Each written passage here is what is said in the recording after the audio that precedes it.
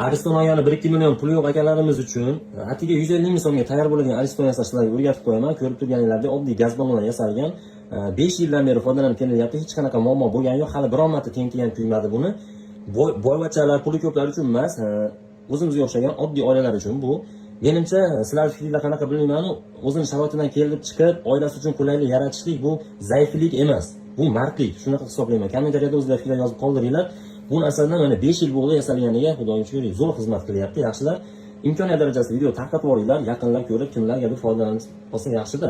Xursand bo'lamiz. Bu Aristonimizdan mana 5 yildan beri foydalanib kelyapti. Hech qanaqa muammo bo'lgani yo'q. Bitta Aristonga tenk olasizlar, xohlagan gradusingizga qo'yib ishlasanglar bo'ladi.